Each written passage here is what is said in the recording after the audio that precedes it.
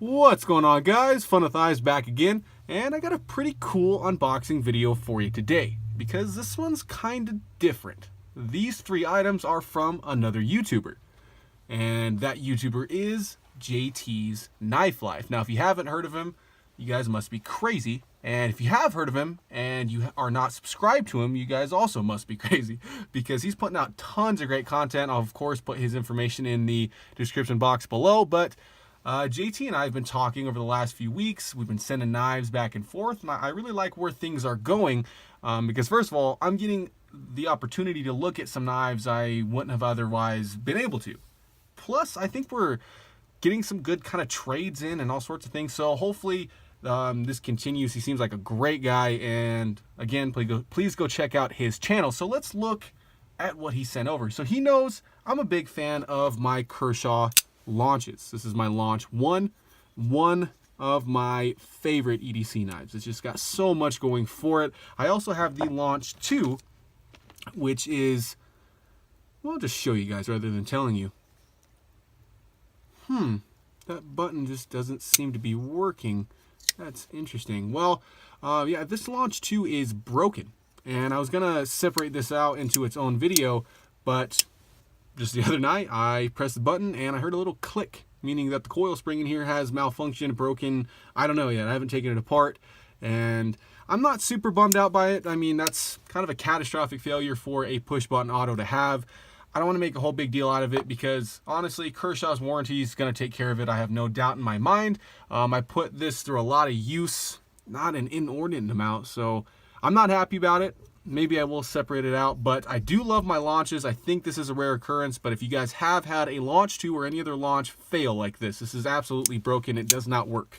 I mean, you can use it kind of like just a manual plunge lock. Maybe I'll just keep it like this, but the launch 1 has shown no signs of slowing down, breaking, anything like that, so we're going to assume that this is a weird occurrence. It doesn't happen all the time, but he sent over a launch 3, and it's actually in the same coloration as my launch 2 with the OD green aluminum scales and then the DLC black coated blade.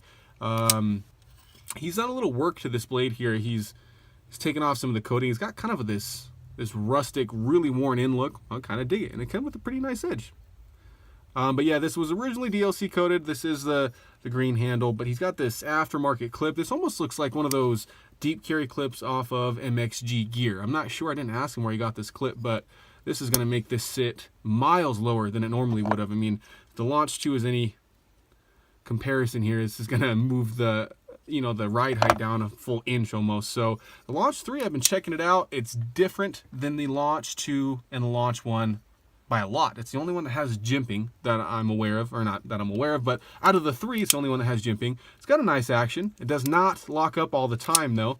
It has been in the video, which is good, but if you hold that button down, sometimes you won't have that all the way lock open. So blade centering seems pretty decent. But overall, I'm really glad I get to take a look at the launch series. It's really honing in the attributes on knives that I like the most. The launch 1 for me has got the great grind, the great ergonomics. The launch 2 for me has got the nice slender profile for in the pocket, but it doesn't have the best grind. And the launch 3, I'm really digging so far. I'm going to be holding on to this for just a little while. The finger guard, I like that it doesn't have any sort of finger grooves, though. It doesn't tell you where to put your hand. It's a fairly neutral handle. It actually feels pretty decent, and it's a good size, too. It's right in that 3¼ inch blade length, just like the other 2. But this is honestly what I'm most excited about, is this little gray box here.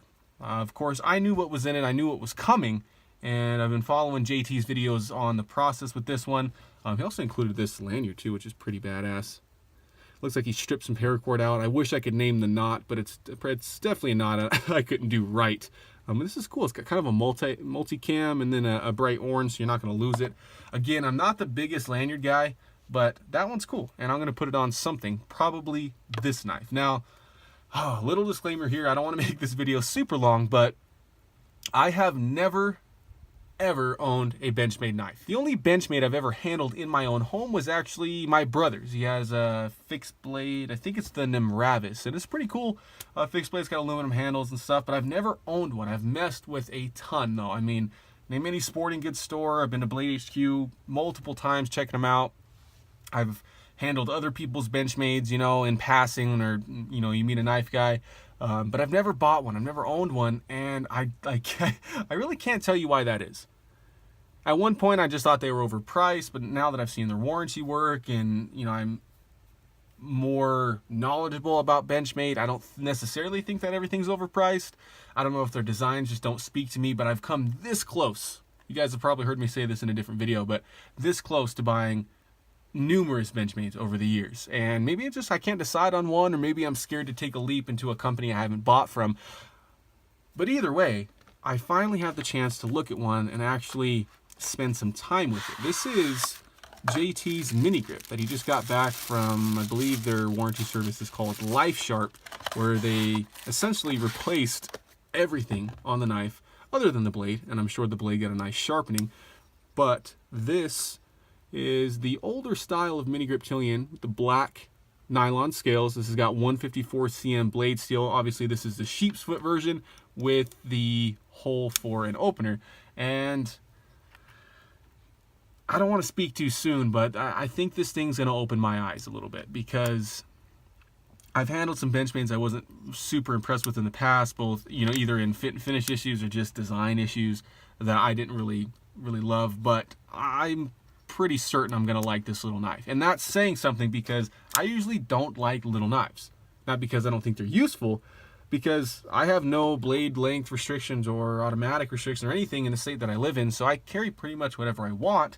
Meaning that I try to get the things with the most utility for me, a full-length handle and everything. But as I travel more and more for work, this sort of blade is it's becoming more of a necessity now. I need something under 3 inches in blade length when I travel to some of those states and cities that require that. So this seems to have very nice fit and finish. The access lock is slightly sticky at the top once it's locked open if you do launch this thing open, but I'm going to attribute that to it being fairly newly refurbished. Not that it was in terrible condition before, but it is extremely sharp. It's got a nice blade shape for EDC, and I like the whole opening. It just feels exactly like a Spyderco. I mean, it's not quite as big as, say, what am I carrying? The PM2, of course. This has got a very enlarged Spidey hole for opening, but the access lock is fun. It's addictive. It's everything that people say it is, and I've only had this thing for a day. The scales feel pretty nice. I mean, they are fairly grippy, as what the name would suggest, but this is, of course, not a full 4-finger knife. This is the mini grip Chilean, meaning that I'm getting 3.5 fingers on a good day. But the thumb ramp is fairly nice. It's got good jimping, but it's not overly aggressive. Everything just seems very easy to work, and this just seems, to me, like a user. Something that you can just count on, and hopefully that will be true, because little sneak preview, I might be able to keep this blade courtesy of the always generous JT's Knife Life. So, and it does have this nice deep carry clip too, which has a ton of clearance, which is going to be great in just about any pair of pants that I own. It seems fairly strong. I mean, I know the access lock is probably way stronger than I'd ever need, but there's no blade play. The centering is just awesome. I've seen a lot of Benchmades that just don't have very good centering, but that centering is great. So all in all, guys, I am excited. Thanks again to JT's Knife Life for sending these over. I'm loving taking a look at both of these. I mean, I really don't think I would have had a chance otherwise, so that's really cool. And maybe I'll just slap this lanyard on this mini grip when I'm done with this video. So let me know what you guys think, and of course I'll probably get a ton of recommendations on my own first Benchmade that I purchase, and what that should be. I mean, I have a whole lot of things circulating in my head about Benchmade at the moment, but I think I'll follow Nick Shabazz's advice, and if I'm going to buy one in the future sometime, I'll probably buy one in person. I think that's a great piece of advice from him. That way you can make sure that it's up to the quality standards that you think it should be. But if this mini grip is any indication, I'm going to be impressed. So, thanks for watching, guys, as always, and remember, have fun with your knives.